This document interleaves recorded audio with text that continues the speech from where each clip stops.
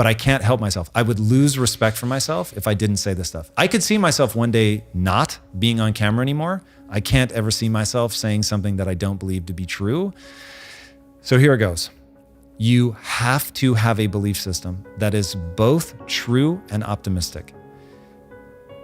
Personal responsibility is true and wildly optimistic. And it is people's belief system and the value system that they cobble together over a lifetime that will lead them to reject that. And all I can say is reject it at your own peril for the following reason. Personal responsibility is about remembering you can do something and change. And I can sum up personal responsibility in a single quote by Kobe Bryant. Boos don't block dunks. That's personal responsibility. You can get so good at something that no matter how much people hate you, the best athletes in the world were paid millions of dollars and trained to stop Kobe Bryant from scoring. And yet he scored 81 points in a single game. So you can get so good no matter how much people hate you, no matter how much they're training and trying to defeat you. They can't. And that is the most exciting thing in the world to me. That, wait, you're saying that I can get so good at something that at least the vast majority of humanity can't stop me? There will always, of course, unfortunately, I don't yet believe that I am Kobe Bryant in anything that I care about.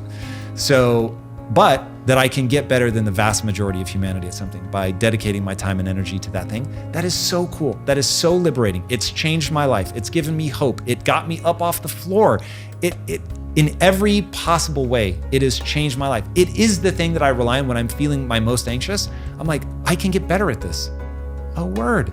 And then I remember, that's right. Like if I put time and energy into this, I can get better. So it's okay if I'm actually not good at this. If people are coming after me and saying, you're stupid, you're seeing this wrong. I'm like, maybe I really am. Like maybe there's really something to learn here. Even with personal responsibility. If somebody shows me that taking personal responsibility for my life is worse than if I didn't, I would change.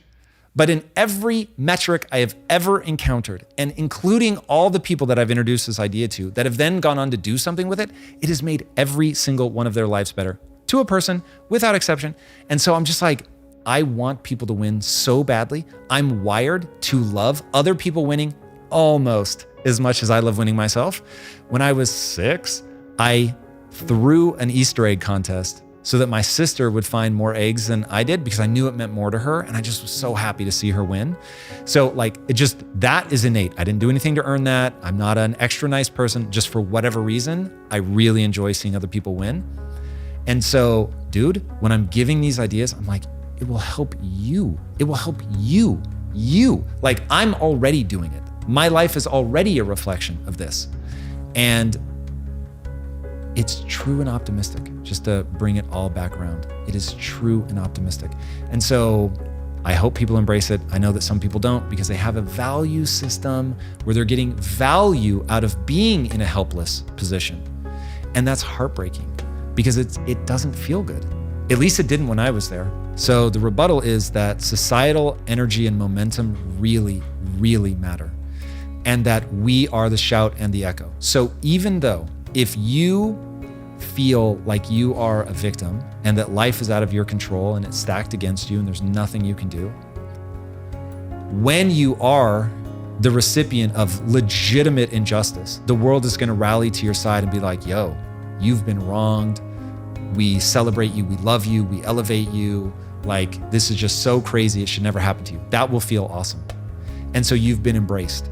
And there is a lot of cultural momentum around that. Now, the problem is that when you're by yourself, thinking about yourself, you feel disempowered and it does not feel good. And you're in a very dark fucking place, which is a big reason why I think right now that people are, suicide is like, depending on the age group, it's like the #1 leading cause of death for like teenage boys. That's nuts. So clearly something going on.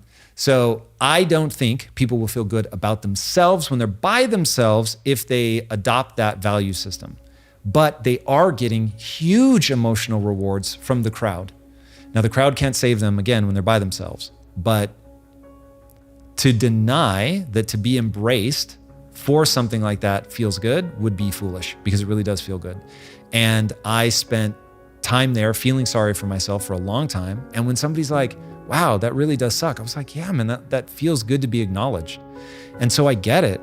And I want to acknowledge it too. Like, it really is. When people have the deck stacked against them, that really sucks. That really sucks. And look, I've spent enough time in the inner cities. There are people with the deck stacked way hard against them. But my thing is, you can actually get out. And how about this? You can make your life 100 times better. No matter how bad it is, you can make it 100 times better. And that joy, seeing people do that, is everything. It's everything for them. It's everything for me as somebody who just likes to see people win.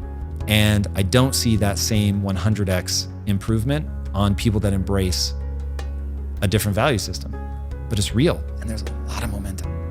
I'm gonna bend it more to identity. So you build your identity, and I have the deck stacked against me for whatever reason.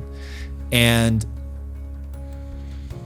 when that becomes your identity and you value yourself for that, like, I have the deck stacked against me and I stand strong in the face of this, and I can deal with these slings and arrows, or I fight back against them. And so I become like, I'm really on a mission to fight against this. And all of that becomes your identity. So now you have to give up personal responsibility to embrace that and to fight for it. But you get that, right? You get the tribe, you get the other people in that community that feel the same. But what you've given up is really being able to change and to acquire skills and to become capable of more. And so my obsession is getting people to understand skills have utility. Now, if skills have utility and they let you do something better than other people, you can do things that other people can't do. That's A, monetizable. B, there's something hardwired in all of us to work hard to gain skills that allow us to serve the group, right? As a social animal, you have an imperative buried in your brain. There is no way to escape it, to contribute to the group.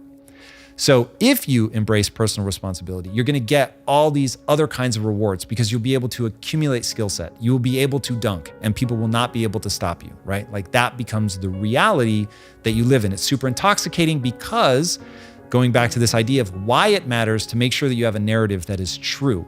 Because when it's true, your predictive machine of a brain can actually predict how to change the world to what you want it to be, which I will define power as the ability to close your eyes, imagine a world better than this, open your eyes, gain the skills you need to make that world come true. That's power. And to get that power, you have to acquire skills. To acquire skills, you have to take responsibility. To take responsibility, you have to reject being in the victim category, even though it's real. Like, that's the other thing I want people to understand. The most insidious thing about excuses is that they're so valid. You have a valid reason to feel like a victim. You may really be being victimized.